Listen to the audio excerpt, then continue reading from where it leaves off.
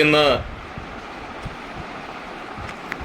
ഒരു പ്രാവശ്യം കൂടെ ദൈവസന്നിധിയിൽ നമുക്ക് ഇങ്ങനെ ആയിരിക്കാൻ കർത്താവ് നൽകിയ നല്ല അവസരത്തിനായിട്ട് എല്ലാ മഹത്വവും കർത്താവിന് അർപ്പിക്കുകയാണ്. നമ്മൾ ചിന്തിച്ചുകൊണ്ടിരുന്ന വിഷയത്തിൻ്റെ തുടർച്ചയായി ചില ഭാഗങ്ങളൂടെ ഇന്നും ചിന്തിക്കണം എന്നാഗ്രഹിക്കുകയാണ്. സകലത്തിലും നിന്നെ തന്നെ മാതൃകയാക്കുക. സകലത്തിലും എന്ന് പറയുമ്പോൾ എല്ലാ കാര്യങ്ങളിലും എല്ലാത്തിലും ദൈവമക്കൾ മാതൃകയായിരിക്കണം എന്നുള്ളതാണ് നാം ചിന്തിച്ചു കൊണ്ടിരുന്നത്. അതിൻ്റെ ചില ഭാഗങ്ങളിലൂടെ നമ്മൾ കടന്നു പോവുകയുണ്ടായി. പ്രധാനമായിട്ട് നമ്മുടെ നടപ്പിൽ നാം മാതൃകയാകണം. എങ്ങനെ നടക്കരുത് എന്ന് നാം ചിന്തിക്കുകയുണ്ടായി. ദൈവത്തിന് വിരോധമായി നടക്കരുത്, ഇരുട്ടിൽ നടക്കരുത്, നിഗളിച്ച് നടക്കരുത്, ശേഷം മനുഷ്യരെ പോലെ നാം നടക്കരുത്, ജാതികൾ നടന്നതുപോലെ അതിൻ്റെ ഉദാഹരണം നമ്മൾ ചിന്തിക്കുകയുണ്ടായി. മാത്രമല്ല ക്രൂശിൻ്റെ ശത്രുക്കളായി നടക്കരുത്. കഴിഞ്ഞ ആഴ്ച നമ്മൾ അവസാനമായി ചിന്തിച്ചത് ക്രമം കെട്ട് നടക്കരുത്. ഇത്രയും കാര്യങ്ങളാണ് നടപ്പിനോട് ബന്ധപ്പെട്ട് നാം ചിന്തിക്കുകയുണ്ടായത്. എന്നാൽ ഇന്ന് നടക്കരുത് എന്ന കാര്യങ്ങൾ പറയുമ്പോൾ നമുക്കതിനോട് ചേർത്ത് എങ്ങനെ നടക്കണം എന്നും ചിന്തിക്കേണ്ടത് ആവശ്യമാണ്. അതുകൊണ്ട് എങ്ങനെയാണ് മാതൃകയായിട്ട് ദൈവമക്കളായ നാം നടക്കേണ്ടത് എന്നുള്ളതിൻ്റെ ചില കാര്യങ്ങളാണ് ഇന്ന് ചിന്തിക്കുവാനായിട്ട് ആഗ്രഹിക്കുന്നത്. എങ്ങനെയാണ് നാം മാതൃകയായി നടക്കേണ്ടത്? ധാരാളം കാര്യങ്ങൾ ദൈവവചനത്തിൽ പറഞ്ഞിട്ടുണ്ട്. ചില ഭാഗങ്ങളിലൂടെ നമുക്കൊന്ന് കടന്നു പോകാം. ഉൽപ്പത്തി പുസ്തകം 5-ാം അധ്യായം അതിൻ്റെ 24-ാം വാക്യം നമുക്ക് പരിചയമുള്ള ഭാഗമാണ്. ഹാനോക്ക് ദൈവത്തോട് കൂടെ നടന്നു. എങ്ങനെയാണ് നാം നടക്കേണ്ടത്? എങ്ങനെയാണ് മാതൃകയായി നടക്കാൻ കഴിയുന്നത്? ദൈവത്തോട് കൂടെ നടക്കണം. ഉൽപ്പത്തി പുസ്തകം 6-ാം അധ്യായത്തിൻ്റെ 9-ാം വാക്യത്തിലും നോഹയെക്കുറിച്ചും പറയുന്നുണ്ട്. നോഹ ദൈവത്തോട് കൂടെ നടന്നു. അപ്പോൾ ദൈവത്തോട് കൂടെ നടക്കുക എന്നുള്ളതാണ് മാതൃകാപരമായ നടപ്പ്. എന്ന് പറഞ്ഞാൽ ഹാനോക്ക് ദൈവത്തോട് കൂടെ നടന്നു. നമ്മൾ ആ ഭാഗങ്ങൾ വായിക്കുമ്പോൾ ഹാനോക്ക് ദൈവത്തെ നന്നായി അറിഞ്ഞു, മനസ്സിലാക്കി, അതുകൊണ്ടാണ് ദൈവത്തോട് കൂടെ നടന്നത്. നാം ദൈവത്തോട് കൂടെ നടക്കണമെങ്കിൽ ദൈവത്തെ നന്നായി അറിയണം.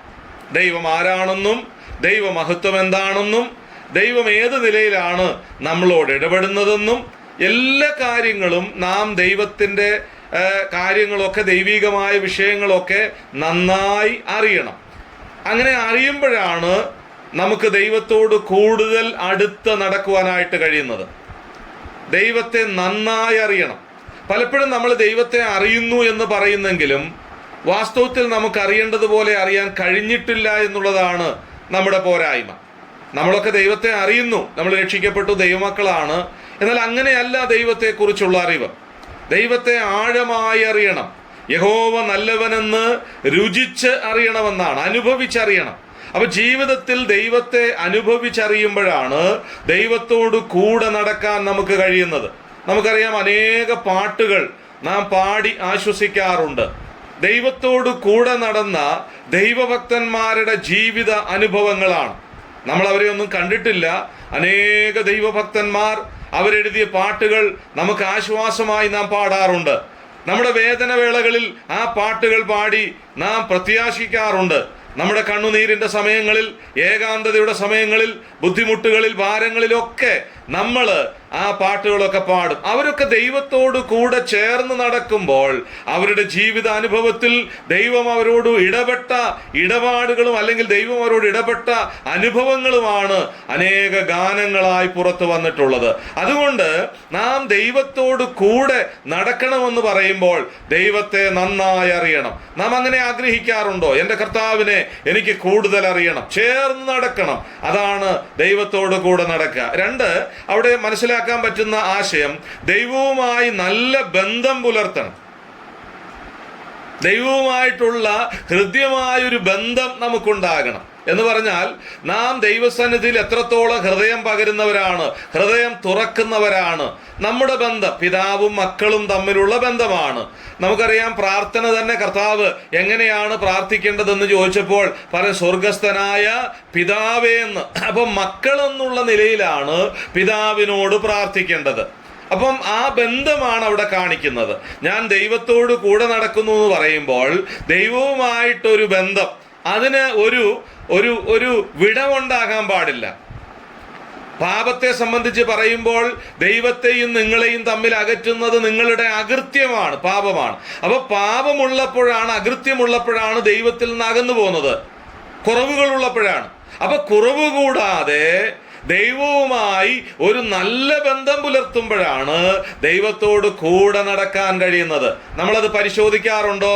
എൻ്റെയും പിതാവായ ദൈവത്തിൻ്റെ, ഞാനും ദൈവവുമായിട്ടുള്ള ഞങ്ങളുടെ നടപ്പ് അല്ലെങ്കിൽ ആ ബന്ധം എങ്ങനെയാണ്? ഒരു നല്ല ബന്ധം പുലർത്താൻ കഴിയുന്നുണ്ട്. അതാണ് മക്കൾ അവകാശികളാണ്. അപ്പൊ സ്വർഗീയമായ അവകാശം ലഭിച്ച ദൈവമക്കളായ നാം ദൈവത്തോട് നല്ല ഒരു ബന്ധം പുലർത്തി നടക്കാനിടയാകണം. അതാണ് നമ്മൾ എങ്ങനെ നടക്കണമെന്നുള്ളത്, എങ്ങനെ മാതൃകയായിട്ട് നടക്കണമെന്നുള്ളത് ചിന്തിക്കുമ്പോൾ ദൈവത്തോട് നല്ല ഒരു ബന്ധം പുലർത്തണം. ദൈവവുമായുള്ള ബന്ധത്തിന് തടസ്സമായ എന്തെങ്കിലും കാര്യങ്ങൾ നമ്മുടെ ജീവിതത്തിലുണ്ടോ? ദൈവവുമായുള്ള ആത്മീക ബന്ധത്തിന് തടസ്സമായ എന്തെങ്കിലും കാര്യങ്ങൾ നമ്മുടെ ജീവിതത്തിലുണ്ടോ? അങ്ങനെയാണെങ്കിൽ അകന്നു പോകാൻ സാധ്യതയുണ്ട്. നമ്മുടെ പ്രാർത്ഥനയിൽ, വചനധ്യാനത്തിൽ, ആത്മീയമായ വിഷയങ്ങളിൽ, ആരാധനയോട് ബന്ധപ്പെട്ട് എല്ലാ കാര്യങ്ങളിലും എനിക്ക് ഏറ്റവും അടുത്ത് ദൈവത്തോടുള്ള നല്ല ബന്ധം പുലർത്തി പ്രാർത്ഥിക്കാൻ കഴിയുന്നുണ്ടോ? ദൈവത്തോടുള്ള നല്ല ബന്ധം പുലർത്തി വചനത്തിന് മുൻപിൽ ഇരിപ്പാൻ, ധ്യാനിപ്പാൻ കഴിയുന്നുണ്ടോ? ദൈവത്തോടുള്ള നല്ല ബന്ധം പുലർത്തി ദൈവത്തെ ആരാധിക്കാൻ കഴിയുന്നുണ്ടോ?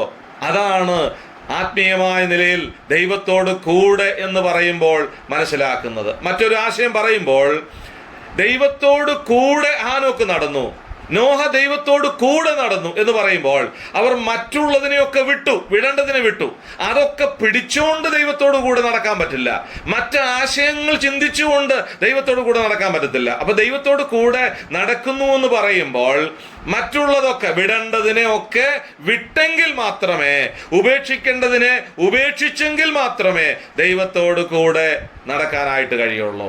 അപ്പൊ ദൈവത്തെക്കാൾ കൂടുതൽ പ്രാധാന്യം നൽകുന്ന മറ്റെന്തെങ്കിലും ഉണ്ടെങ്കിൽ, ദൈവത്തോടു കൂടെ യാത്ര ആയിരിക്കുന്നതിന് തടസ്സമായ ഭൗതികമായതോ ജോലിയോ വിദ്യാഭ്യാസമോ മറ്റു കാര്യങ്ങളോ ബന്ധങ്ങളോ അല്ലെങ്കിൽ മറ്റെന്തെങ്കിലും സ്വഭാവങ്ങളോ ഒക്കെ തടസ്സമാണെങ്കിൽ അതൊക്കെ ഉപേക്ഷിച്ച് വേണം മാത്രമേ നമുക്ക് ദൈവത്തോട് കൂടെ നടക്കാനായിട്ട് പറ്റുള്ളൂ. അപ്പൊ അത് വളരെ പ്രാധാന്യമുള്ളൊരു കാര്യമാണ്. ദൈവത്തോട് കൂടെ നടക്കുക എന്ന് പറയുമ്പോൾ 3 ആശയങ്ങളാണ് ഞാൻ ഓർപ്പിച്ചത്. ദൈവത്തെ നന്നായി അറിയണം, കൂടുതൽ അറിയാനുള്ള ആഗ്രഹം നമുക്കുണ്ടാകണം, ചേർന്നിരിക്കാൻ കഴിയണം. അതാണ് ദൈവത്തോടു കൂടെ.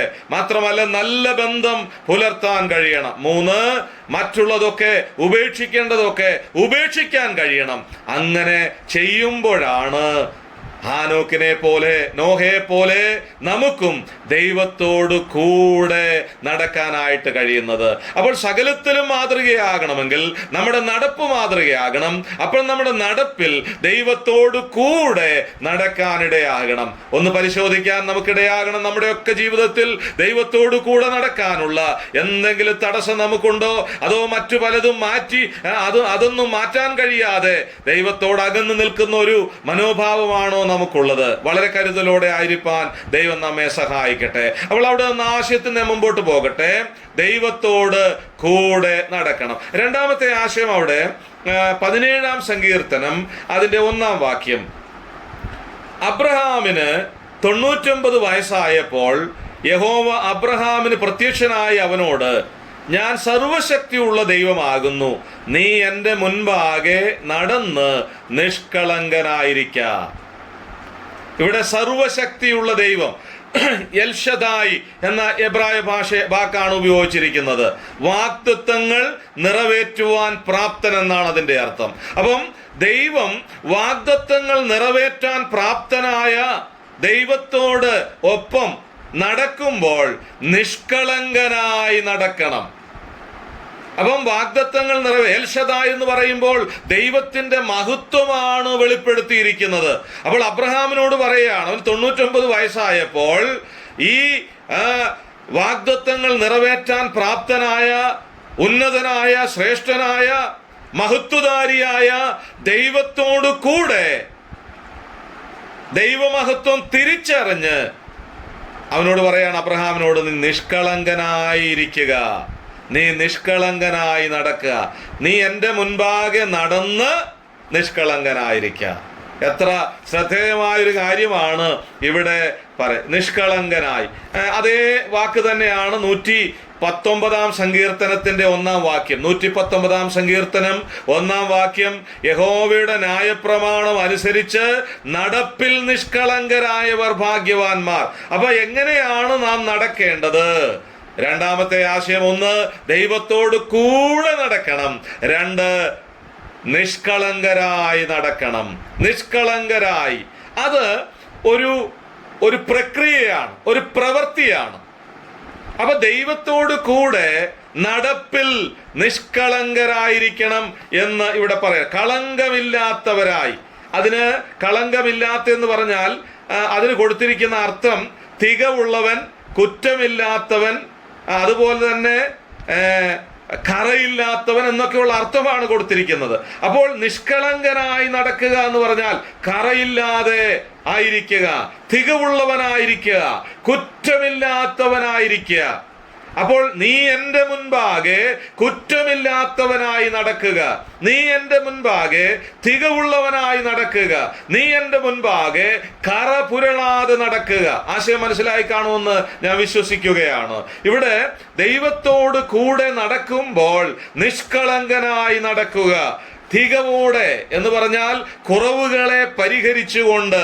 നമ്മൾ ആരും പെർഫെക്റ്റ് അല്ല, കുറവുകളുണ്ട്, പോരായ്മകളുണ്ട്. എന്നാൽ ദൈവത്തോടു കൂടെ നടക്കുന്നു എന്നൊരു ബോധ്യം നമുക്കുണ്ടാകണം.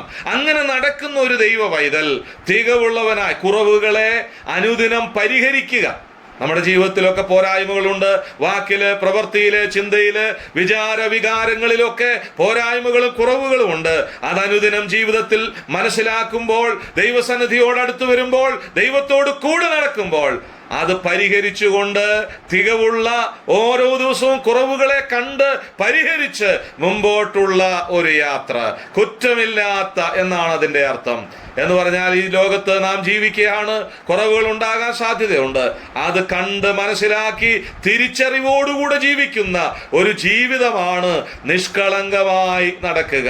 ഞാൻ ഓർപ്പിച്ചതുപോലെ അതൊരു പ്രവൃത്തിയാണ്, ഒരു പ്രക്രിയയാണ്. അത് ഹൃദയത്തിന്റെ ഉള്ളിൽ നിന്ന് തന്നെ ആരംഭിക്കേണ്ട ഒരു പ്രക്രിയയാണ്.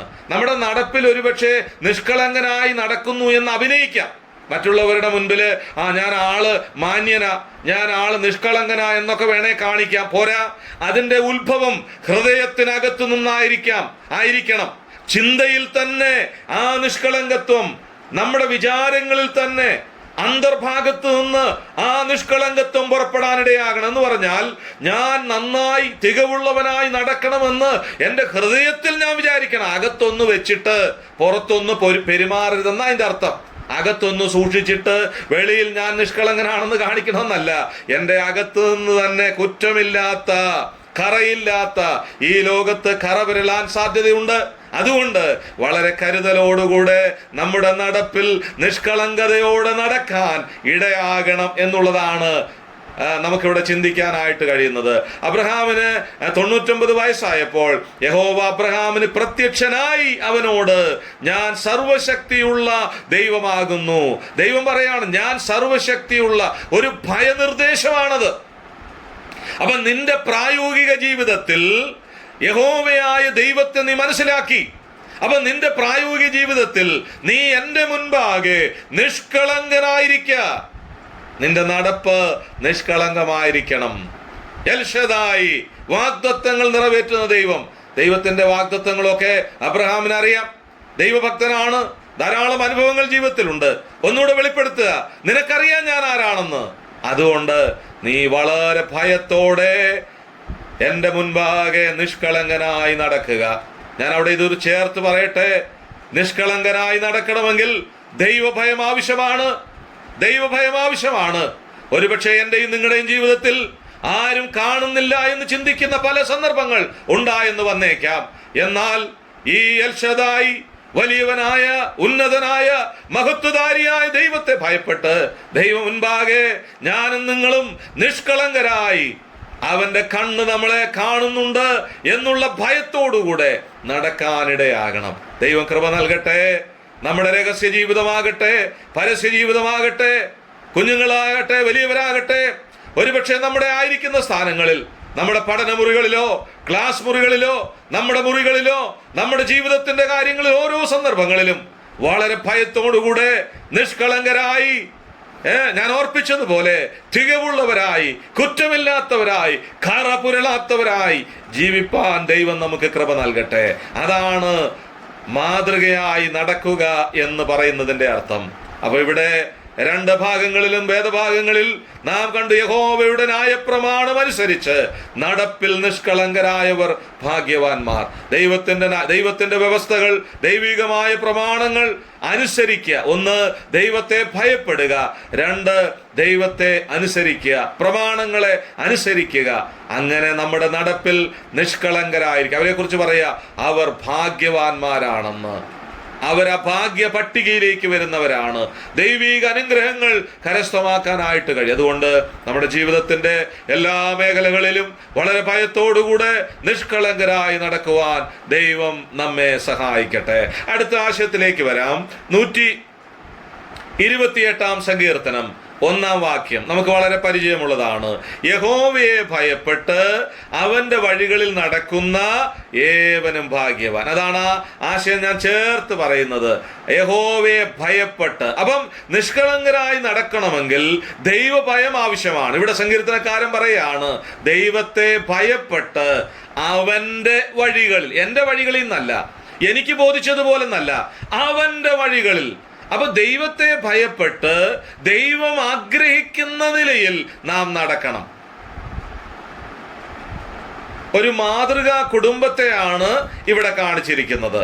അപ്പം സ്വന്തമായ മാർഗത്തിൽ സ്വന്തമായ വഴി നടക്കാനല്ല, അവന്റെ വഴികളിൽ.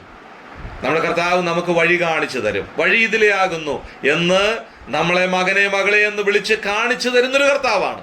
അപ്പൊ ആ കർത്താവ് ആഗ്രഹിക്കുന്ന നിലയിലുള്ള ഒരു നടപ്പ്, അതാണ് നടപ്പെന്ന് പറയുമ്പോൾ ജീവിതം എന്നുള്ളതാണെന്ന് ഞാൻ ആദ്യത്തെ ക്ലാസ്സിൽ ഓർപ്പിച്ചു. അപ്പോൾ നമ്മുടെ നടപ്പ് ദൈവഭയത്തോടുകൂടെ ദൈവിക വഴികളിൽ നാം നടക്കണം. അതാണ് ഭാഗ്യമുള്ളത്. അപ്പൊ ആ കുടുംബത്തെക്കുറിച്ച് 128 സങ്കീർത്തനത്തിൽ ഒരു മാതൃകാ കുടുംബത്തെക്കുറിച്ച് പറയാണ്. അപ്പന്, അമ്മ, മക്കള്. അപ്പൊ ദൈവത്തെ ഭയപ്പെട്ട് ദൈവഭയത്തിൽ നടക്കുന്ന ഒരു കുടുംബം, നീ ഭാഗ്യവാൻ, നിനക്ക് നന്മയുണ്ടാകും. അപ്പൊ ദൈവികമായ നന്മ അനുഭവിക്കണമെങ്കിൽ, അനുഗ്രഹിക്കപ്പെടണമെങ്കിൽ ദൈവത്തിന്റെ വഴികളിൽ നടക്കണം. പലപ്പോഴും നമ്മുടെ വഴികളിൽ നടന്നിട്ട് അത് ദൈവിക വഴിയോട് കൂട്ടിച്ചേർക്കാൻ ശ്രമിക്കാറുണ്ട്. പലപ്പോഴും എൻ്റെ ഹിതത്തിന് എനിക്ക് ബോധിച്ചതുപോലെ നടന്നിട്ട് പലപ്പോഴും ദൈവഹിതം അല്ല എന്ന് ഞാൻ പറയാറുണ്ട്. പലതിനും പ്രാർത്ഥിച്ചിട്ട് നമ്മൾ ഉദ്ദേശിക്കുന്നത് പോലെ അല്ല മറുപടി കിട്ടുന്നെങ്കിൽ നമ്മൾ പറയും അത് ദൈവഹിതം അല്ലായിരുന്നു എന്ന്. പിന്നെ എന്തിനാണ് നമ്മൾ പ്രാർത്ഥിച്ചത്? ദൈവഹിതമാണോ ഇല്ലയോ എന്ന് നമ്മളാണോ നിശ്ചയിക്കുന്നത്? അല്ല. നമ്മൾ പ്രാർത്ഥിച്ചാൽ എല്ലാ വിഷയവും ദൈവം കേൾക്കും, തൻ്റെ മക്കളുടെ പ്രാർത്ഥന കേൾക്കും. എന്നാൽ ചിലതൊന്നും ഞാൻ ഉദ്ദേശിക്കുന്നത് പോലെയോ നമ്മൾ ഉദ്ദേശിക്കുന്നത് പോലെയോ അല്ല മറുപടി. ദൈവം തീർച്ചയായും മറുപടി നൽകും. ചിലതൊന്നും നമുക്ക് നാം ഉദ്ദേശിക്കുന്നത് പോലെ വെളിപ്പെട്ടില്ലെങ്കിലും കർത്താവ് കേട്ടു, മറുപടിയാണെന്ന് ഉദ്ദേശിക്കണം. ചിലതിനല്പം താമസമെന്ന് നമുക്ക് തോന്നാം. പക്ഷേ ദൈവിക വഴികളിൽ നടക്കുകയാണെങ്കിൽ നന്മ വരുമെന്നാ പറഞ്ഞത്. അത് വരും, യാതൊരു സംശയമില്ല. അബ്രഹാമിനോട് ബന്ധപ്പെട്ട് നമ്മൾ കണ്ടു, എൽ ഷദായി, വാഗ്ദത്തങ്ങളിൽ വിശ്വസ്തൻ.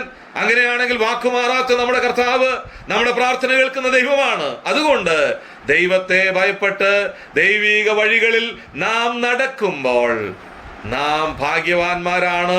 ദൈവിക നടപ്പിൽ നിഷ്കളങ്കരായവർ ഭാഗ്യവാന്മാർ. യഹോവയെ ഭയപ്പെട്ട് അവന്റെ വഴികളിൽ നാം നടക്കണം. നമ്മുടെ വഴിയല്ല, ഞാൻ ഓർപ്പിച്ചതുപോലെ ദൈവ വഴി മനസ്സിലാക്കാനിടയാകണം. എങ്ങനെയാ മനസ്സിലാകുന്നത്? നമ്മളോട് കർത്താവ് സംസാരിക്കുമെന്നേ, നമ്മളോട് പറയുമെന്നേ, മകനെ മകളെ വഴി ഇതിലേ ആകുന്നു, നമുക്ക് വഴി കാണിച്ചു തരും. നമ്മുടെ വഴിയിൽ ദൈവത്തിന്റെ വചനത്തിലുള്ള ആലോചന നമുക്ക് തന്ന് അനുദിനം നമ്മളെ വഴി നടത്തുമെന്നാണ് വായിക്കുന്നത്. ആ കർത്താവിന്റെ വഴി അത് തികവുള്ളതാണ്, ശ്രേഷ്ഠമായ വഴിയാണ്. ആ ദൈവിക വഴികളെക്കുറിച്ച് ധാരാളം വിഷയങ്ങൾ പഠിക്കാനായിട്ടുണ്ട്. തികവുള്ള ശ്രേഷ്ഠമായ ഒരു വഴി, നമ്മളെ ചൊവ്വയുള്ള വഴി എന്നാണ് വായിക്കുന്നത്. അതിലെ കർത്താവ് നമ്മളെ നടത്തും. അപ്പം ദൈവത്തെ ഭയപ്പെട്ട് നാം അങ്ങനെ നടക്കുമ്പോൾ നാം ഭാഗ്യമുള്ളവരാണ്. എങ്ങനെയാണ് മാതൃകയായിട്ട് നടക്കേണ്ടത്? ദൈവത്തെ ഭയപ്പെട്ട് ദൈവീക വഴികളിൽ നടക്കാനിടയാകണം. ആലോചന ചോദിക്കാറുണ്ടോ ദൈവത്തോട്? കർത്താവേ, ഞാൻ നടക്കുന്ന വഴി ശരിയാണോ? അല്ലെ, ഞാൻ എങ്ങനെയാ പോകേണ്ടത്? ഞാൻ അടുത്ത ചുവട് എവിടെയാ എടുത്തു വെക്കേണ്ടതെന്ന് ഞാൻ ചോദിക്കാറുണ്ടോ? ഇല്ലാത്തത് കൊണ്ടാണ് പലപ്പോഴും വഴി കാണാൻ കഴിയാത്തത്. ചോദിക്കണം, കർത്താവിനോട് ചോദിക്കണം, കർത്താവിനോട് ആലോചന ചോദിക്കണം. ദൈവത്തിന്റെ ഹിതപ്രകാരം ദൈവം ആഗ്രഹിക്കുന്ന നിലയിൽ ദൈവിക വഴികളിൽ നടക്കാനിടയാകണം. ആ വഴി വിട്ടു മാറിയിട്ട് എനിക്ക് ബോധിച്ചതുപോലെ നടന്നിട്ട് അപകടങ്ങൾ കണ്ട് അയ്യോ അയ്യോ എന്ന് പറഞ്ഞിട്ട് കാര്യമില്ല. പലപ്പോഴും നമ്മുടെ വഴികളിൽ എത്രയോ അപകടങ്ങളാണ്. നമ്മുടെ ചിന്തകൾ കൊണ്ട്, നമ്മുടെ നിർബന്ധം കൊണ്ട്, എനിക്കിതമായ വഴിയിൽ ഞാൻ നടന്നിട്ട് എത്രയോ അപകടങ്ങൾ നാം നേരിട്ട് കഴിഞ്ഞു. നമ്മൾ ഇനി പഠിക്കണം, കർത്താവിനോട് ചോദിക്കണം. ഓരോ ദിവസവും എഴുന്നേൽക്കുമ്പോൾ, കർത്താവേ, ഇന്നത്തെ ദിവസം ഞാൻ എങ്ങനെയാണ് ആയിരിക്കേണ്ടത്? എൻ്റെ യാത്ര എങ്ങനെയായിരിക്കണം? അവിടുത്തെ ആലോചന, അവിടുത്തെ ഹിതം അത് നമ്മുടെ ജീവിതത്തിൽ ഉണ്ടാകണം. എന്നിട്ട് വൈകുന്നേര സമയത്ത് മടങ്ങി വന്നിട്ട് ഇന്ന് പകൽ മുഴുവൻ കരുണയോടെന്നെ സൂക്ഷിച്ചവനെ നന്ദിയോടെ തിരുനാമത്തിന് സദാ വന്ദനം ചെയ്യും. കർത്താവിന് സ്തോത്രം ചെയ്യണം, നന്ദി പറയണം. കർത്താവേ, ഇന്ന് അവിടുത്തെ വഴിയിൽ ഞാൻ നടന്നതുകൊണ്ട് അവിടുന്ന് എന്നെ കരുതി, അവിടുന്ന് എന്നെ പരിപാലിച്ചു. ഒരനർത്ഥവും വരാതെ, ഒരു ബുദ്ധിമുട്ടും വരാതെ അവിടുന്ന് എന്നെ സൂക്ഷിച്ചു. നന്ദി പറയാനിടയാകും, സ്തോത്രം ചെയ്യാനിടയാകും. ദൈവത്തെ ഭയപ്പെട്ട് ദൈവിക വഴികളിൽ നടക്കണം. നമ്മുടെ കാര്യങ്ങൾക്ക് ദൈവത്തോട് കൃത്യമായി ആലോചന ചോദിച്ച് തികവുള്ള വഴിയെ, ചൊവ്വയുള്ള വഴിയെ നടക്കുവാൻ ദൈവം കൃപ നൽകട്ടെ. അടുത്ത ആശയത്തിലേക്ക് വരട്ടെ. 84-ാം സങ്കീർത്തനം 11-ാം വാക്യം. അവിടെ നമ്മൾ ഇങ്ങനെയാണ് വായിക്കുന്നത്: നേരോടെ നടക്കുന്നവർക്ക് അവനൊരു നന്മയും മുടക്കുകയില്ല. നേരോടെ നടക്കുക, നേരോടെ നടക്കുക. ഇവിടെ യഹോവയുടെ വഴികളിൽ നടക്കുക. മറ്റൊരു പദം പറയുക, നേരോടെ നടക്കുക. എന്താ അങ്ങനെ പറഞ്ഞാല്? ഈ നേരോടെ നടക്കുക എന്നുള്ളതിന് മറ്റൊരർത്ഥം കൊടുത്തിരിക്കുന്നത് കുറ്റമറ്റ നടപ്പെന്നാണ്. കുറ്റമറ്റ നടപ്പ്, കുറ്റമില്ലാത്ത നടപ്പ്. അതാ നേരോടെ നടക്കുക, നേരെ നടക്കുക, ചൊവ്വയുള്ള വഴി. അപ്പൊ ഇവിടെ പറയാം, നേരോടെ നടക്കുന്നവർക്ക് അവനൊരു നന്മയും മുടക്കയില്ല. നമ്മുടെ നടപ്പ് നേരോടെ. നമുക്കറിയാം, നേരിന് വില കൽപ്പിക്കാത്ത ഒരു ലോകത്താണ്, സത്യത്തിന് വില കൊടുക്കാത്ത ഒരു ലോകത്താണ് നാം ആയിരിക്കുന്നത്. നേര് പറയാത്തൊരു ലോകം, അതാണ് അതിൻ്റെ അർത്ഥം.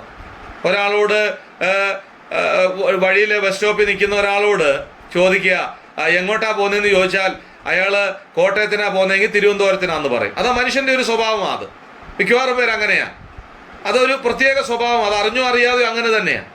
അപ്പം സത്യം പറയാറില്ല പല കാര്യങ്ങളിലും. പക്ഷെ ദൈവമക്കളായ നമുക്ക് നമ്മുടെ ജീവിതത്തിൽ സത്യം പറയണം. അതാ നേരോടുള്ള നടപ്പെന്ന് പറഞ്ഞാൽ.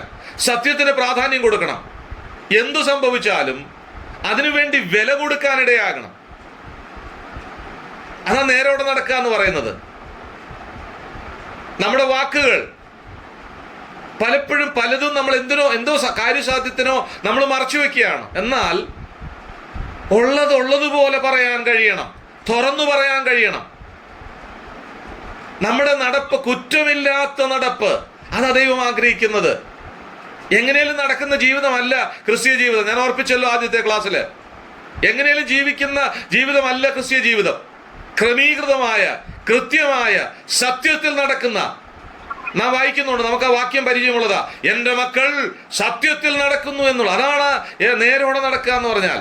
ദൈവികമായ സത്യത്തിൽ, സത്യത്തിന് വില കൊടുക്കുന്ന ഒരു നടപ്പ്, അതാ ദൈവം ആഗ്രഹിക്കുന്നത്. എന്നാൽ ഇന്ന് നമ്മളെല്ലാം മറച്ചു വെക്കാൻ ആഗ്രഹിക്കുന്നവരാ. ആരും പറയേല.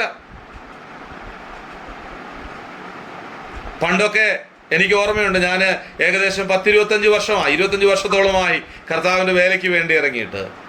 ഞാൻ ഇറങ്ങിയ ആദ്യ നാളുകളൊക്കെ ഞാൻ ഓർക്കാറുണ്ട്.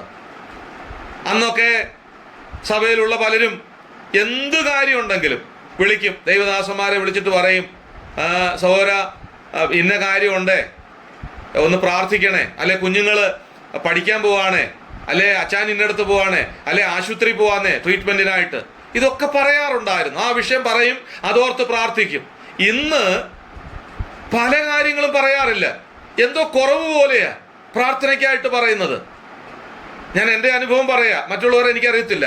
ഇന്ന് അതിൻ്റെ ഒന്നും ആവശ്യമില്ല, പ്രാർത്ഥനയുടെയോ അല്ലെങ്കിൽ പറയേണ്ട കാര്യമൊന്നുമില്ല. ഇന്ന് എന്തൊക്കെയോ നമ്മൾ അങ്ങ് മറച്ചു പിടിച്ചുകൊണ്ടൊരു ജീവിതമാണ്. ആരും അറിയണ്ട നമ്മുടെ കാര്യങ്ങൾ. അവസാനം ആശുപത്രി കിടന്ന് അഡ്മിറ്റായി സീരിയസ് ആകുമ്പോഴാണ് അപ്പോഴാണ് അറിയുന്നത് ഒരാഴ്ചയായിട്ട് ആശുപത്രിയില്ല. അപ്പൊ പല കാര്യങ്ങളും ഞാനൊരു ഉദാഹരണമായി പറഞ്ഞതേ ഉള്ളൂ. അപ്പൊ പല കാര്യങ്ങളും പ്രിയപ്പെട്ടവരെ, നമ്മുടെ നടപ്പ് നമ്മൾ എന്തിനാ ആരെ ഭയപ്പെടുന്നത്? തുറന്നു പറയണം. നമ്മുടെ ജീവിതത്തിൽ അന്യോന്യം പറയണം, അന്യോന്യം പ്രാർത്ഥിക്കാൻ കഴിയണം, അന്യോന്യം ഷെയർ ചെയ്യുക. അതല്ലേ കൂട്ടായ്മ എന്ന് പറഞ്ഞാല്. അപ്പൊ കൂട്ടായ്മ ബന്ധത്തിന് പ്രാധാന്യം കൊടുത്ത് കുറ്റമില്ലാത്ത ഒരു നടപ്പ്, തുറന്ന് ഉള്ള ഒരു ജീവിതം, ഒറ്റമുഖം. ദൈവമക്കൾക്ക് വീട്ടിലൊരു മുഖം, സഭയിലൊരു മുഖം അല്ല, ഒറ്റമുഖം. അതാ ദൈവം ആഗ്രഹിക്കുന്നത്. ദൈവസന്നിധിയിൽ നമ്മുടെ ഹൃദയങ്ങളെ പകർന്നുകൊണ്ട് അന്യോന്യം ആത്മീയമായ നിലയിൽ ഒരുവനാൽ ഒരുവൻ ഒടുങ്ങിപ്പോകാതെ അന്യോന്യം ആത്മീക വർധന വരുത്തിക്കൊണ്ട് മുമ്പോട്ട് പോകാനിടയാകണം. ഇന്ന് പല കാര്യങ്ങളും ചൂഷണം ചെയ്യപ്പെടുന്നുണ്ട് എന്നുള്ളതൊരു യാഥാർത്ഥ്യമാണ്. എന്നാൽ ദൈവം കൃപ നൽകട്ടെ. ദൈവമക്കളായ നാം നേരോടെ നടക്കുക, അതാണ് നമ്മുടെ മാതൃകയായ നടപ്പ്. കുറ്റമില്ലാത്തവരായി നടക്കുക, കുറവ് കൂടാതെ ദൈവഹിത പ്രകാരം നടക്കാനിടയാകണം. മറ്റുള്ളവർ വിരൽ ചൂണ്ടാനിടയാകണം. പത്രോസും യോഹന്നാനും ദൈവാലയത്തിലേക്ക് പ്രാർത്ഥനാ സമയത്ത് പോയി. നമ്മൾ വായിക്കുന്നുണ്ട് അപ്പോസ്തല പ്രവൃത്തി 3-ാം അധ്യായത്തിൽ. പത്രോസും യോഹന്നാനും ദൈവാലയത്തിലേക്ക് പ്രാർത്ഥനാ സമയത്ത് പോയി. സുന്ദരമെന്ന ദൈവാലയ ഗോപുരത്തിങ്കൽ മുടന്തനായ ഒരു മനുഷ്യൻ ഭിക്ഷ യാചിക്കുകയാണ്. അവനോട് പറഞ്ഞ ഒരു വാക്ക് എന്താ പറഞ്ഞത്? വെള്ളിയും പൊന്നും ഞങ്ങൾക്കില്ല, ഞങ്ങളെ നോക്കുക. ശ്രദ്ധിക്കണേ, ആ പദമേ ഞാൻ വളരെ ശ്രദ്ധിക്കാറുണ്ട്. നോക്കുക. അവര് പറയാം നോക്കുക. പൗലോസ് പറയുന്നുണ്ട് എന്നെ മാതൃകയാക്കുക. എന്താ അത് പറയാൻ കാരണം? യോഗ്യതയുള്ളത് കൊണ്ടാ. പത്രോസും യോഹന്നാനും അവരോട് പറയാം, മുടന്തനോട് പറയാം, എന്നെ നോക്ക്, ഞങ്ങളെ നോക്ക്. എന്താ അങ്ങനെ പറയാൻ കാരണം? ഞങ്ങൾ ഒരു കാലത്ത് മുടന്തുള്ളവരായിരുന്നു. ഞങ്ങൾക്ക് മാന്യമായി വസ്ത്രം പോലും ധരിക്കാൻ അറിയാത്തവരായിരുന്നു. എന്നാൽ ഇന്ന് ഞങ്ങളുടെ വസ്ത്രധാരണം മാറി, ഞങ്ങളുടെ നടപ്പ് മാറി, ഞങ്ങളുടെ മുടന്ത് മാറി, ഞങ്ങളുടെ ബലഹീനത മാറി. ഞങ്ങൾ സന്തോഷത്തോടെ ദൈവാലയത്തിലേക്ക് പോവുക പ്രാർത്ഥിക്കാനായിട്ട്. ഞങ്ങളെ നോക്ക്. നമുക്ക് എത്ര പേർക്ക് ധൈര്യത്തോടെ പറയാൻ പറ്റും, എന്നെ നോക്ക്, എൻ്റെ കുടുംബജീവിതം നോക്ക്. നമ്മുടെ കുഞ്ഞുങ്ങൾക്കാണെങ്കിലും ശുശ്രൂഷ ചെയ്യുന്നവരാണെങ്കിലും മൂപ്പന്മാരോ ഉപദേശിമാരോ ദൈവദാസന്മാരോ മാതാപിതാക്കളോ കുടുംബങ്ങളോ അടുത്ത തലമുറയോട് എന്നെ നോക്ക് എന്ന് പറയാൻ പറ്റുമോ?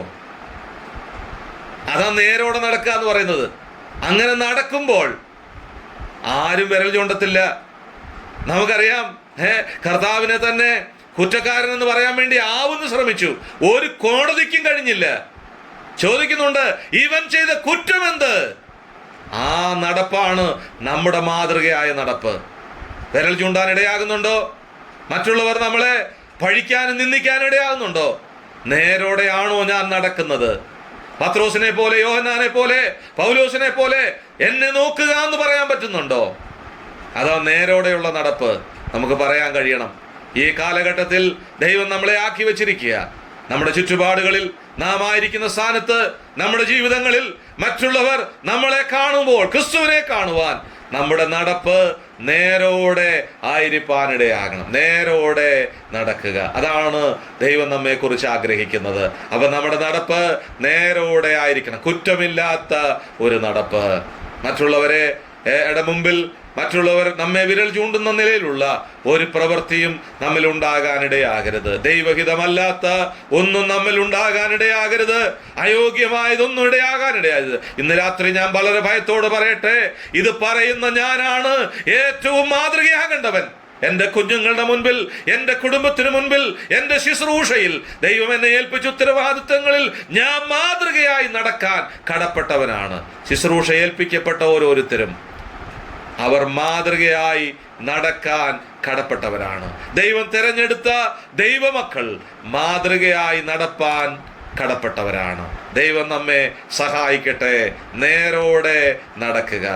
ഒരു നന്മയ്ക്കും ഞാൻ നേരോടെ നടക്കുമ്പോൾ എൻ്റെ ഒരു നന്മയും മുടങ്ങില്ലെന്ന് അതിൻ്റെ അർത്ഥം.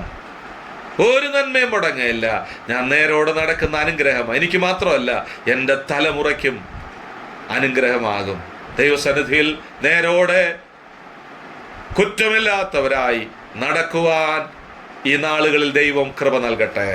റോമാലേഖനം 6-ാം അധ്യായം 4-5 വാക്യങ്ങൾ. 4-ാം വാക്യത്തിൻ്റെ അവസാന ഭാഗം, ക്രിസ്തു മരിച്ചിട്ട് പിതാവിൻ്റെ മഹിമയിൽ ജീവിച്ചെഴുന്നേറ്റതുപോലെ നാമും ജീവന്റെ പുതുക്കത്തിൽ നടക്കേണ്ടതിന് തന്നെ. അടുത്ത ഒരു മാതൃകാപരമായ നടപ്പ് എങ്ങനെ നടക്കണം? അടുത്തൊന്ന് ഇവിടെ കാണുന്നു, ജീവന്റെ പുതുക്കത്തിൽ നടപ്പിൻ എന്ന് പറഞ്ഞാൽ എന്താ? ജീവന്റെ പുതുക്കത്തിൽ. നമുക്കറിയാം, ഒരുവൻ ക്രിസ്തുവിലായാൽ അവൻ പുതിയ സൃഷ്ടിയാകുന്നു. പഴയത് കഴിഞ്ഞു പോയി, ഇതാത് പുതിയതായി തീർന്നിരിക്കുന്നു. അപ്പൊ ഇവിടെ പറയാണ്, നാമും ജീവന്റെ പുതുക്കത്തിൽ. അപ്പൊ നമ്മൾ രക്ഷിക്കപ്പെട്ട് ദൈവമക്കളായി തീർന്നപ്പോൾ പഴയത് കഴിഞ്ഞുപോയി, ഇതാത് പുതിയതായി തീർന്നിരിക്കുന്നു. നമുക്ക് ലഭിച്ചിരിക്കുന്ന ജീവൻ പുതിയ ജീവൻ, നിത്യജീവൻ. അപ്പൊ നിത്യജീവന്റെ അവകാശികളായി തീർന്നവരാണ്. അപ്പൊ നമ്മൾ ജീവന്റെ പുതുക്കത്തിൽ നടക്കുമെന്ന് പറയുമ്പോൾ പുതുജീവന്റെ മഹത്വം, രക്ഷയുടെ മഹത്വം അറിഞ്ഞ് അനുഭവിച്ച് പ്രായോഗികമാക്കി നടക്കുക, അതാണ് അതിൻ്റെ അർത്ഥം. അപ്പൊ പുതിയ ജീവന്റെ മഹത്വം അറിഞ്ഞ് നടക്കണം. ക്രിസ്തു മരിച്ചിട്ട് പിതാവിന്റെ മഹിമയിൽ ഉയർത്തെഴുന്നേറ്റതുപോലെ നാം ക്രിസ്തുവിനെ ധരിച്ചിരിക്കുന്നു. പഴയത് കഴിഞ്ഞുപോയി, അത് പുതിയതായി തീർന്നിരിക്കുന്നു. അപ്പോൾ നമുക്ക് നിത്യജീവൻ ലഭിച്ചു. ആ ജീവനിൽ നാം നടക്കണം. നമ്മൾ മറ്റൊരു ഭാഗത്ത് പറയുന്നത് പഴയതൊന്നും മാതൃകയാക്കരുത് നാം വായിച്ചു. അപ്പൊ പഴയ ജീവിതത്തിനനുസരിച്ചല്ല നടക്കേണ്ടത്, ജീവന്റെ പുതുക്കത്തിൽ, പുതിയ അനുഭവത്തിൽ, പുതിയ ജീവനിൽ നടക്കണം. നാമും ജീവന്റെ പുതുക്കത്തിൽ നടക്കേണ്ടതാണ് എന്ന് പറഞ്ഞാൽ നാം രക്ഷിക്കപ്പെട്ട് ദൈവമക്കളായി നമ്മുടെ നടപ്പിൽ മാതൃകയാകണം. മാത്രമല്ല ജീവന്റെ പുതുക്കത്തിൽ, പുതിയ അനുഭവത്തിൽ നടക്കണം. പഴയതൊന്നും ഉണ്ടാകാൻ പാടില്ല, പഴയതൊന്നും മാതൃകയാക്കാൻ പാടില്ല, പഴയതിലേക്ക് മടങ്ങിപ്പോകാൻ പാടില്ല. കൊരിന്ത്യർ നമ്മൾ വായിക്കുന്നുണ്ട്, അവരുടെ നടുവിൽ നിന്ന് പുറപ്പെട്ട് വേർപെട്ടിരിപ്പീൻ. അപ്പൊ ഒരു വേർപെട്ട നടപ്പ്, നിത്യജീവനെ അവകാശമാക്കിയവരാണ് ആ ജീവനിൽ നടക്കുക. അപ്പം അതിനകത്ത് മറ്റൊരാശയം, എൻ്റെ നടപ്പിൽ ഈ ലോകത്തെ കുറിച്ചുള്ളത് ചിന്തിച്ചല്ല നടക്കേണ്ടത്, നിത്യജീവന്റെ കാര്യങ്ങൾ, നിത്യതയെ കുറിച്ചുള്ളത് ചിന്തിച്ച് നടക്കാനിടയാകണം. അപ്പൊ എൻ്റെ നടപ്പ് ഒരു ഷോർട്ടായിട്ടുള്ള, ഒരു താൽക്കാലികമായ നടപ്പല്ല. ജീവന്റെ പുതുക്കത്തിൽ എന്ന് പറയുമ്പോൾ ഈ നടപ്പിനി തുടരുകയാണ്. ഞാൻ ഇവിടുന്ന് മരണത്താൽ വേർപെട്ടാലും ഈ ലോകത്ത് നിന്ന് മാറ്റപ്പെട്ടാലും ഇത് തുടരുക, ഈ പ്രക്രിയ നിത്യതയോളമുള്ള ഒരു നടപ്പ്. അതാണ് അതിൻ്റെ ഒരു ആരംഭമാണ് ഇവിടെ കുറിച്ചിരിക്കുന്നത്. ഇവിടെ താൽക്കാലികമാ, ക്ഷണികമാ, അല്പകാലത്തിലേക്ക് ഈ മൺകൂടാരത്തിൽ നമ്മൾ പാർക്കുക, ഈ കൂടാരം പൊളിയും. അപ്പൊ നമ്മൾ നിത്യജീവന് അവകാശത്തെ അനുസരിച്ച് ജീവന്റെ പുതുക്കത്തിൽ, ആ പുതിയ അനുഭവത്തിൽ. ഈ പുതിയതെന്ന് പറയുമ്പോൾ ഒത്തിരി പ്രത്യേകതകളുണ്ട്. നമുക്കൊരു പുതിയ സാധനം, ഒരു പുതിയ കാര്യം നമുക്ക് കിട്ടി. അപ്പൊ ആ പുതിയതിന് ഒത്തിരി പ്രത്യേകതകളുണ്ട്. അതിനോട് പ്രത്യേകമായ ഒരാകർഷണം, ഒരു താല്പര്യം നമുക്കുണ്ടാകും. പോരാ, നമുക്ക് അതിനോടൊരു സന്തോഷം ഉണ്ടാകും. അപ്പൊ ജീവന്റെ പുതുക്കത്തിൽ എന്ന് പറയുമ്പോൾ നമുക്ക് നിത്യജീവനോടുള്ള, അല്ലെങ്കിൽ ആ രക്ഷയിലുള്ള താല്പര്യം, ആ ഒരു സന്തോഷം, അങ്ങനെയാണ് നടക്കേണ്ടത്. അതുണ്ടോ നമുക്ക്? അതോ ഇത് ഓരോ ദിവസം ചെല്ലുന്തോറും കുറഞ്ഞു പോവുകയാണോ? അല്ല. ആ ഒരു ചിന്ത നമ്മളെ ഭരിക്കുമ്പോഴാണ് നാം വായിക്കുന്നത് പോലെ, അവൻ എൻ്റെ വായിൽ പുതിയ പാട്ട് തന്നു. അപ്പൊ ആ ജീവന്റെ പുതുക്കത്തിൽ നടക്കുമ്പോൾ പുതിയ പാട്ട് പാടാൻ പറ്റും. പുതിയ പാട്ടെന്ന് പറഞ്ഞാൽ പുതിയതായിട്ട് എഴുതിയ പാട്ടൊന്നല്ല. നമ്മുടെ പാട്ടുകളൊക്കെ പുതുക്കത്തിന്റെ അനുഭവത്തിൽ, ഇന്നലെ പാടിയ പാട്ട് ഇന്ന് ഞാൻ പാടുമ്പോൾ അത് പുതിയതായി ഇന്നത്തെ അനുഭവത്തിൽ പാട്ടൊക്കെ പാടാറുണ്ട്. ഇന്ന് നമ്മുടെ പ്രിയ സഹോദരൻ ക്ലീറ്റസ് പാടി, എത്ര സന്തോഷകരമായ ഒരു പാട്ട്. പ്രിയമകൻ കർത്താവിനെ പാടി സ്തുതിക്കുന്ന ഒരാളാ. അപ്പൊ നമ്മുടെ ജീവിതത്തിൽ നമ്മൾ പാടി സന്തോഷിച്ച് ഒരു പുതിയ അനുഭവത്തിൽ ഓരോ ദിവസവും ആയിരിക്കാൻ ഇടയാകണം. അപ്പൊ നമ്മുടെ ജീവിതത്തിൽ എല്ലാം ഒരു പുതുക്കത്തിന്റെ അനുഭവത്തിൽ നടക്കാനിടയാകണം. ഒരു പുതിയ സന്തോഷം ഓരോ ദിവസങ്ങളിലും അതനുഭവിച്ചുകൊണ്ട്. ഞാൻ ചോദിച്ചതുപോലെ അത് കുറയുകയാണോ കൂടുകയാണോ? കുറയുകയാണെങ്കിൽ പരിശോധിക്കണം. ആ ഒരു സന്തോഷം കുറയുകയാണെങ്കിൽ നമ്മൾ കൃത്യമായിട്ട് ഒന്ന് മനസ്സിലാക്കണം. ഞാൻ എൻ്റെ ജീവിതാനുഭവങ്ങളിൽ എങ്ങനെയാണ് നടക്കുന്നത്? കർത്താവിനോട് കൂടെ നടക്കുമ്പോൾ നാമും ജീവന്റെ പുതുക്കത്തിൽ, നാമും എന്ന പദം അവിടെ ഉപയോഗിച്ചിരിക്കും. നമ്മൾ ഓരോരുത്തരും, രക്ഷിക്കപ്പെട്ട ഓരോരുത്തരും, കർത്താവായ യേശു ക്രിസ്തുവിൽ വിശ്വസിച്ച രക്ഷിക്കപ്പെട്ട ദൈവമക്കൾ, ക്രിസ്തു മരിച്ചിട്ട് പിതാവിന്റെ മഹിമയിൽ ജീവിച്ചെഴുന്നേറ്റതുപോലെ അവ കർത്താവിനെ മാതൃകയാക്കി ഒരു പുതിയ അനുഭവത്തിൽ അനുദിനം നടക്കാൻ നമുക്ക് കഴിയണം. അതാ ദൈവം നമ്മളെക്കുറിച്ച് ആഗ്രഹിക്കുന്നത്. അപ്പൊ ജീവന്റെ പുതുക്കത്തിൽ നടക്കാൻ ഇടയാകണം. അപ്പൊ നമ്മൾ കണ്ടു, യഹോവയെ ഭയപ്പെട്ട് അവന്റെ വഴികളിൽ നേരോടെ നടക്കുക മാത്രമല്ല, ജീവന്റെ പുതുക്കത്തിൽ നടക്കാൻ ഇടയാകണം. എഫേസ്യ ലേഖനം 4-ാം അധ്യായം 1-2 വാക്യങ്ങൾ. Ephesians chapter 4 versus 1 and 2. 4-ാം അധ്യായത്തിന്റെ 1. കർത്തൃസേവ നിമിത്തം ബദ്ധനായിരിക്കുന്ന ഞാൻ പ്രബോധിപ്പിക്കുന്നത്, നിങ്ങളെ വിളിച്ചിരിക്കുന്ന വിളിക്ക് യോഗ്യമാം വണ്ണം പൂർണ്ണ വിനയത്തോടും സൗമ്യതയോടും ദീർഘക്ഷമയോടും കൂടെ നടക്കുകയും സ്നേഹത്തിൽ അന്യോന്യം പൊറുക്കുകയും ചെയ്യാം. ഇവിടെ നടപ്പ് എങ്ങനെയാ നടക്കേണ്ടതെന്ന് പറഞ്ഞിട്ടുണ്ട്. സ്നേഹത്തിൽ നടക്കുക, പൂർണ്ണ വിനയത്തോടും സൗമ്യതയോടും ദീർഘക്ഷമയോടും നടക്കണം. യോഗ്യമാം വണ്ണം എന്ന് പറഞ്ഞാൽ മറ്റൊരർത്ഥം അവിടെ കൊടുത്തിരിക്കുന്ന പറഞ്ഞിരിക്കുന്നത് പോലെ നടക്കാൻ. പറഞ്ഞിരിക്കുന്നത് പോലെ എന്താ പറഞ്ഞിരിക്കുന്നത്? ഇവിടെ അപ്പോസ്തലന് കർത്തൃസേവ നിമിത്തം ബദ്ധനാക്കപ്പെട്ടിരിക്കുക. നമുക്കറിയാം, തൻ്റെ സാഹചര്യങ്ങളൊക്കെ തനിക്ക് ബന്ധനവും താൻ ജയിലിലും കഷ്ടത്തിലും ഒക്കെ ആണെങ്കിലും ആ സമയത്തും തന്നെ ഭരിക്കുന്ന ചിന്ത എന്താണെന്നറിയാമോ? പ്രബോധിപ്പിക്കാന്ന് പറഞ്ഞാൽ ടു അഡ്മോണിഷ്, ഗുണദോഷിക്കുക എന്നതിൻ്റെ അർത്ഥം. അപ്പൊ ഈ അപ്പോസ്തലൻ ഗുണദോഷിക്കുക, നിങ്ങളെ വിളിച്ചിരിക്കുന്ന വിളിക്ക്. അപ്പൊ ആ വിളിയുടെ മഹത്വം മനസ്സിലാക്കണം. യോഗ്യമാം വണ്ണം. അപ്പൊ നമുക്ക് യോഗ്യമായ കാര്യങ്ങളുണ്ട് ദൈവഹിത പ്രകാരം. പൂർണ്ണ വിനയത്തോടും, എന്താ യോഗ്യമായത്? പൂർണ്ണ വിനയത്തോടും സൗമ്യതയോടും ദീർഘക്ഷമയോടും കൂടെ നടക്കുകയും. അപ്പൊ നമ്മുടെ നടപ്പ് മാതൃകയായിരിക്കണം. എങ്ങനെ നടക്കണം? യോഗ്യമാം വണ്ണം. എങ്ങനെയാ യോഗ്യത പറഞ്ഞിരിക്കുന്നത്? 2-3 കാര്യങ്ങൾ പറയാ. പൂർണ്ണ വിനയത്തോടെ, സ്വയം താഴ്ത്തിക്കൊണ്ട് ദൈവസന്നിധിയിൽ വിനയത്തോടെ, അനുസരണത്തോടെ, സൗമ്യതയോടെ, ദീർഘക്ഷമയോടെ. സൗമ്യത നമുക്കറിയാം. കർത്താവ് സൗമ്യതയും താഴ്മയുള്ളവരായതുകൊണ്ട് കർത്താവിനോട് എൻ്റെ മുഖമേറ്റ് എന്നോട് പഠിപ്പിൻ, കർത്താവിനോട് ചേർന്ന് പഠിച്ച് കർത്താവിൽ നിന്ന് പ്രാപിച്ച് ആ സൗമ്യത പാഠമാക്കി ജീവിക്കണം. ദീർഘക്ഷമ. എന്താ ദീർഘക്ഷമ എന്ന് പറഞ്ഞാൽ? ക്ഷമിച്ചു എന്ന് പറഞ്ഞാൽ എന്നേക്കും ക്ഷമിച്ചു, അതാ ദീർഘക്ഷമ. ഞാൻ ഒരാളോട് പറയാം, ഞാൻ ക്ഷമിച്ചു എന്നേക്കും, പിന്നെ അത് എടുക്കത്തില്ല, മറന്നു കളഞ്ഞു, അതാ അതിൻ്റെ അർത്ഥം. എന്നാലോ ക്ഷമിച്ചു എന്ന് പറഞ്ഞിട്ട് വീണ്ടും ഒരു വിഷയം വരുമ്പം 6 മാസം കഴിഞ്ഞാൽ പറഞ്ഞ കാര്യം പിന്നെയും അങ്ങനെ പാടില്ല എന്നാ അതിൻ്റെ അർത്ഥം. ദീർഘക്ഷമ എന്ന് പറഞ്ഞാൽ ദീർഘമായി കഴിഞ്ഞു, വിട്ടു, ക്ഷമിച്ചു, അത് ആ വിഷയം കളഞ്ഞു, ഇനി അതില്ല എന്നാ അതിൻ്റെ അർത്ഥം. അപ്പൊ ഇവിടെ പറയുക, നടക്കുക, അങ്ങനെ നടക്കണം. അപ്പൊ നമ്മൾ നടക്കുമ്പോൾ കർത്താവിന് വിളിക്ക് യോഗ്യമാം വണ്ണം. അപ്പൊ വിളിയുടെ മഹത്വം മനസ്സിലാക്കണം. പരമവിളി, അതാ വിളിയുടെ പ്രത്യേകത. ദൈവത്തിൽ നിന്നുള്ള സ്വർഗീയ വിളി. സ്വർഗീയ വിളിക്ക് ഓഹരിക്കാരാണ് നമ്മൾ. അപ്പൊ ദൈവമാണ് നമ്മളെ വിളിച്ചത്. പരിശുദ്ധനായ ദൈവം നമ്മെ വിളിച്ചു വേർതിരിച്ച് തൻ്റെ രാജ്യത്തിന്റെ അവകാശികളായി, സ്വർഗരാജ്യത്തിന്റെ അവകാശികളായി നമ്മളെ വിളിച്ചിരിക്കുകയാണ്. നമ്മൾ ചിന്തിക്കാറുണ്ട്, അവൻ നമ്മെ സ്വർഗത്തിൽ ഇരുത്തിയിരിക്കുന്നു, നമ്മുടെ പൗരത്വമോ സ്വർഗത്തിലാകുന്നു എന്ന് പറഞ്ഞാൽ ദൈവികമായി വിളിക്കപ്പെട്ട, സ്വർഗത്തിലിരുത്തിയ, ദൈവമക്കളാക്കി തീർത്ത നാം യോഗ്യമായി, ദൈവഹിതപ്രകാരം ദൈവത്തിന് യോഗ്യമായി നാം ദൈവത്തിന് പൂർണ്ണ വിനയത്തോടും സൗമ്യതയോടും ദീർഘക്ഷമയോടും നടക്കുകയും സ്നേഹത്തിൽ അന്യോന്യം പൊറുക്കുകയും ചെയ്യും. ഇതൊക്കെ നടക്കുമ്പോഴാണ് സ്നേഹിക്കാൻ കഴിയുന്നത്.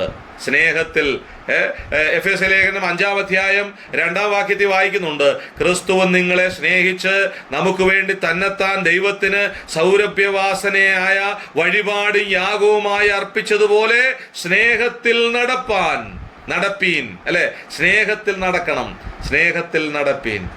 പാട്ടുകാരൻ പാടി, സ്നേഹത്തിലൂടെയെല്ലാം കാണുവാൻ, സ്നേഹത്തിൽ തന്നെയെല്ലാം ചെയ്യുവാൻ, എന്നിൽ നിൻ സ്വഭാവം പകരണമേ, ദിവ്യ തേജസ എന്നെ നടത്തണം. കർത്താവേ, സ്നേഹത്തിലൂടെയെല്ലാം കാണുവാൻ, സ്നേഹത്തിലൂടെയെല്ലാം ചെയ്യുവാൻ, എന്നിൽ നിൻ സ്വഭാവം ദൈവത്തിന് യോഗ്യമാവണ്ണം നടക്കാനിടയാകണം.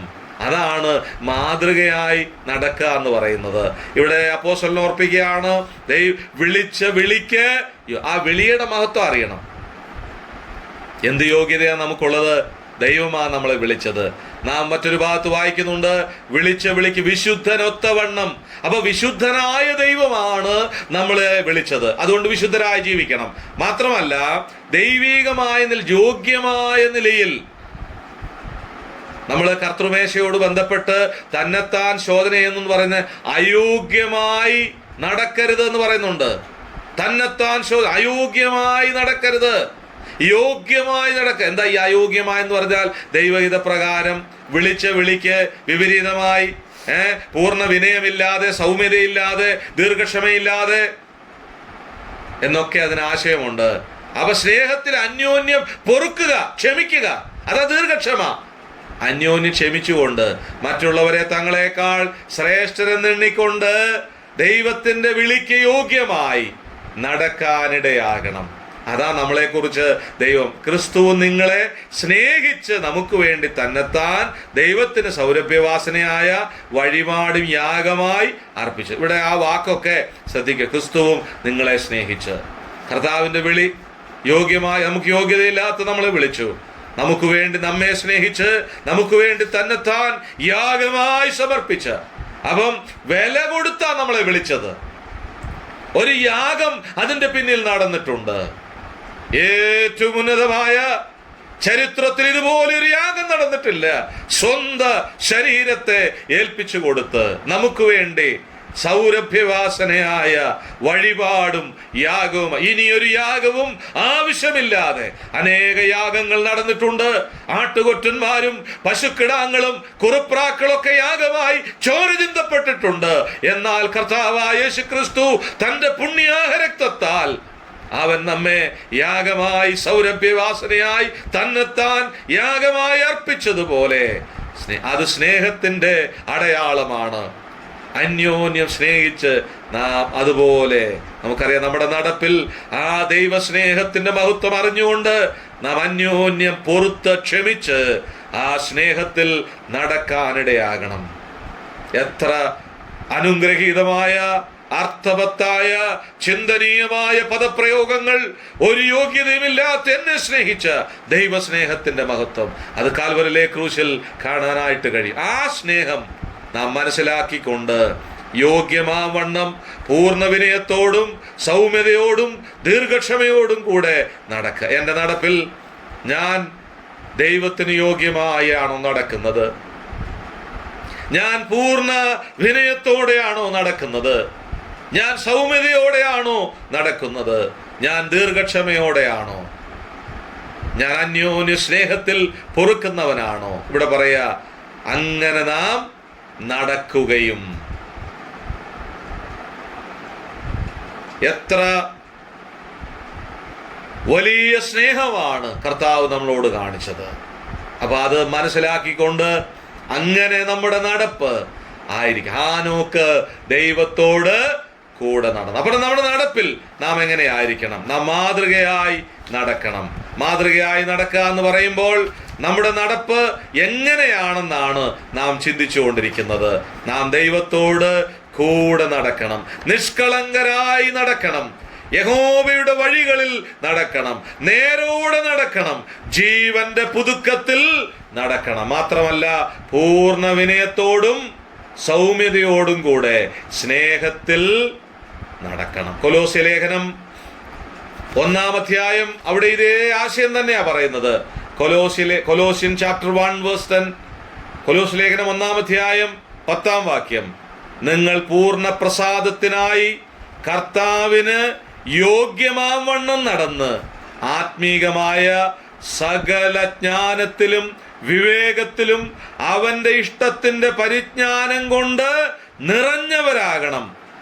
താഴോട്ട് നമ്മൾ വായിക്കുമ്പം സകല സൽപ്രവൃത്തിയിലും ഫലം കായ്ക്കണം. അപ്പം നമ്മൾ സൽപ്രവൃത്തികളിൽ ഫലം കായ്ക്കണമെങ്കിൽ, ദൈവം ആഗ്രഹിക്കുന്ന നിലയിൽ ആയിത്തീരണമെങ്കിൽ, നിങ്ങൾ പൂർണ്ണ പ്രസാദത്തിനായി, ആരെ പ്രസാദിപ്പിക്കാനാ? ദൈവത്തെ പ്രസാദിപ്പിക്കുക. നമ്മൾ വായിക്കുന്നുണ്ട്, മനുഷ്യരെ പ്രസാദിപ്പിക്കുന്നവരെ പോലെ ദൃഷ്ടിസേവയാലല്ല. മനുഷ്യരെ പ്രസാദിപ്പിക്കാൻ പറ്റും, മറ്റുള്ളവരുടെ മുമ്പിൽ കാണിക്കാൻ പറ്റും, പക്ഷെ അങ്ങനല്ല. നിങ്ങൾ പൂർണ്ണ പ്രസാദത്തിനായി കർത്താവിന്, അവിടെ അതേ വാക്ക ഉപയോഗിച്ചിരിക്കുന്നത്, യോഗ്യമാം വണ്ണം നടന്ന് ആത്മീകമായ സകല ജ്ഞാനത്തിലും. അപ്പം നമുക്ക് ദൈവത്തെ പ്രസാദിപ്പിച്ചുകൊണ്ട് നടക്കണമെങ്കിൽ ദൈവീക പരിജ്ഞാനത്തിൽ നടക്കണം. വിവേകത്തിലും, ആത്മീകമായ പരിജ്ഞാനവും വിവേകവും ഉണ്ടാകണം. അങ്ങനെയാണെങ്കിലേ നന്നായി നടക്കാൻ പറ്റുള്ളൂ. അവന്റെ ഇഷ്ടത്തിന്റെ പരിജ്ഞാനം കൊണ്ട് നിറഞ്ഞു വരണം. ആത്മീകമായി ദൈവിക പരിജ്ഞാനത്തിൽ പൂർണ്ണരാകണം, ആത്മീകമായി വളരണം. ഞാൻ കഴിഞ്ഞ ക്ലാസ്സുകളിൽ ഓർപ്പിച്ചതുപോലെ ദൈവവചനത്തിൽ നിന്ന് അകന്നു എന്നുള്ളതാണ് നമുക്ക് ഈ കാലഘട്ടത്തിൽ സംഭവിച്ചിരിക്കുന്ന ഏറ്റവും വലിയ പരാജയം. നമ്മൾ വചനത്തിന് മുൻപിൽ ഇരിക്കുന്നുണ്ടോ? വചനം ധ്യാനിക്കുന്നുണ്ടോ? വ്യക്തിപരമായിരുന്ന് വചനം പഠിക്കുന്നുണ്ടോ? ഞാൻ SLC ക്യാമ്പിന് സംബന്ധിച്ചത് ഞാൻ ഓർക്കുന്നുണ്ട്. അന്ന് ഒരു വിഷയം തന്നെ അതായിരുന്നു, ധ്യാനം, മെഡിറ്റേഷൻ, വചനധ്യാനം. എങ്ങനെ ധ്യാനിക്കാം, എങ്ങനെ വചനത്തിന് മുൻപിലിരിക്കാം. ഇന്ന് ധാരാളം ക്യാമ്പുകളും ധാരാളം കാര്യങ്ങളൊക്കെ കാണുന്നുണ്ട്, പക്ഷേ ഇങ്ങനെ ഒരു സബ്ജക്റ്റ് ഞാൻ പിന്നെ കണ്ടിട്ടില്ല. പ്രിയപ്പെട്ടവരെ ശ്രദ്ധിക്കണം, ദൈവവചന ധ്യാനം, ദൈവവചന പഠനം അതൊരു വളരെ പരമപ്രധാനമായ വിഷയമാണ്.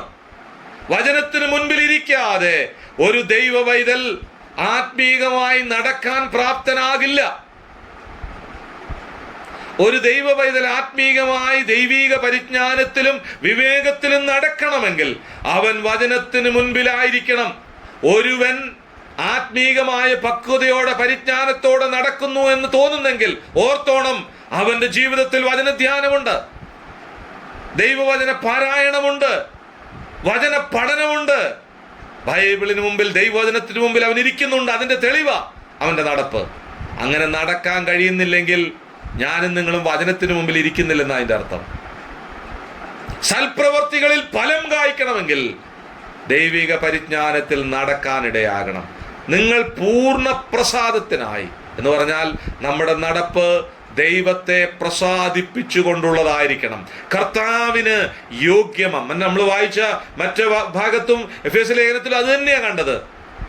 ദൈവത്തിന് യോഗ്യമാം വണ്ണം നമ്മൾ പരിശോധിക്കാറുണ്ടോ? എൻ്റെ നടപ്പ് യോഗ്യമായൊരു നടപ്പാണോ? അയോഗ്യമായത് എന്തെങ്കിലും എനിക്കുണ്ടോ എൻ്റെ നടപ്പിൽ? നമുക്കറിയാം, നേരെ നടക്കണമെങ്കിൽ, നന്നായി നടക്കണമെങ്കിൽ വളരെ കൃത്യതയോടെ, കൃത്യനിഷ്ഠമായി ദൈവിക പരിജ്ഞാനം നമുക്കുണ്ടാകണം. ഇല്ലെങ്കിൽ കാലിടറിപ്പോകും എന്നാണ് നാം വായിക്കുന്നത്. കാലുകൾ ഇടറിപ്പോകാതിരിക്കണമെങ്കിൽ, ചൊവ്വേ നടക്കണമെങ്കിൽ, നേരെ നടക്കണമെങ്കിൽ ദൈവിക വിവേകവും പരിജ്ഞാനവും അതാണ് നമ്മുടെ കാലുകൾക്ക് ബലം നൽകുന്നത്. നമ്മുടെ കാലുകളെ ഇടർത്തിക്കളയുന്ന, തളർത്തിക്കളയുന്ന, നടക്കാൻ നമ്മളെ ബുദ്ധിമുട്ടിക്കുന്ന അനവധി കാര്യങ്ങളുണ്ട്. നമുക്കറിയാം, ശരീരത്തിൽ ക്ഷീണം വന്നാൽ നടക്കാൻ പറ്റുകയില്ല, എന്തെങ്കിലും ഭയം വന്നാൽ നടക്കാൻ പറ്റത്തില്ല, കാലുകൾ ഇടറിപ്പോകും. അപ്പൊ അത് വരാതെ ദൈവത്തിൽ കൂടുതൽ ആശ്രയിച്ച്, ദൈവവചനത്തിൽ ആശ്രയിച്ച്, ദൈവിക പരിജ്ഞാനത്തിൽ പരിജ്ഞാനം കൊണ്ട് നിറഞ്ഞു വരണമെന്നാണ് നമ്മൾ വായിക്കുന്നത്. ദൈവ പരിജ്ഞാനത്തിൽ നിറഞ്ഞു വരുമ്പോൾ നമുക്ക് നമ്മോട് ചോദിക്കാം, ഞാൻ എത്ര നേരം വചനത്തിന് മുൻപിൽ ഇരിക്കുന്നുണ്ട് ഒരു ദിവസം? ഞാൻ മൊബൈലിന്റെ മുമ്പിലാണോ കൂടുതൽ ഇരിക്കുന്നത്, അതോ വചനത്തിന് മുൻപിലാണോ? രാവിലെ എഴുന്നേറ്റ് ആദ്യം നോക്കുന്നത് വചനമാണോ, അതോ എനിക്ക് വന്ന മെസ്സേജുകളാണോ? രാത്രി മുഴുവൻ കൈകൊണ്ടിങ്ങനെ മാറ്റി മാറ്റി നോക്കുന്നത് ബൈബിളിന്റെ താളുകളാണോ, അതോ മൊബൈലിലും വാട്സപ്പിലും ഫേസ്ബുക്കിലും വന്ന മെസ്സേജാണോ? ഏതിനാ ഞാൻ പ്രാധാന്യം കൊടുക്കുന്നത്? ഏതിന്റെ മുൻപിലാണ് ഞാൻ കൂടുതൽ ഇരിക്കുന്നത്? എനിക്ക് വചനത്തിന് മുൻപിൽ ഒരല്പസമയമെങ്കിലും ഇരിക്കാൻ കഴിയുന്നുണ്ടോ? ഇല്ലെങ്കിൽ അത് അപകടമാണ്. എൻ്റെ കാലിടറും. എനിക്ക് പൂർണ്ണ പ്രസാദത്തിനായിട്ട് കർത്താവിന് യോഗ്യമായി നടക്കാൻ കഴിയാതെ വരും. അവന്റെ ഇഷ്ടത്തിന്റെ പരിജ്ഞാനത്തിൽ നിറയാൻ കഴിയാതെ വരും. അതുകൊണ്ട് വളരെ ശ്രദ്ധയോടെ, കരുതലോടെ, ആത്മീകമായ സകല ജ്ഞാനത്തിലും വിവേകത്തിലും നാം നടക്കാനിടയാകണം. എങ്ങനെയാ നടക്കേണ്ടത്?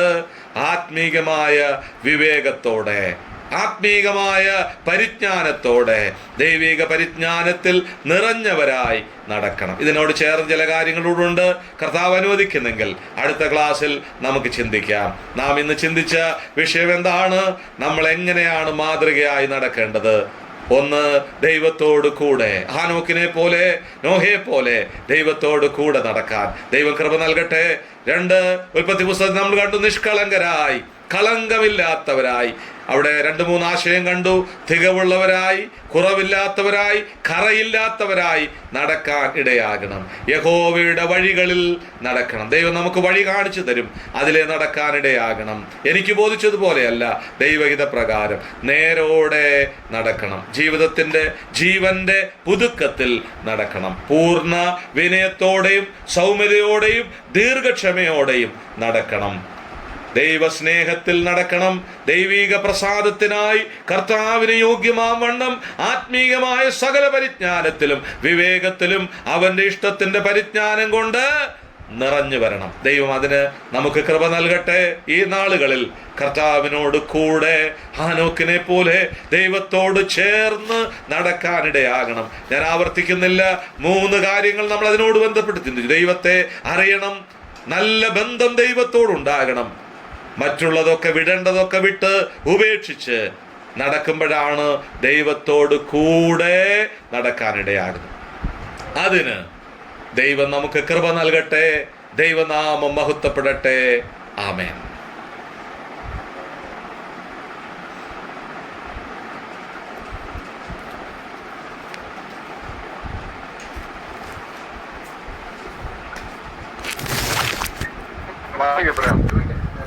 Aşağı var.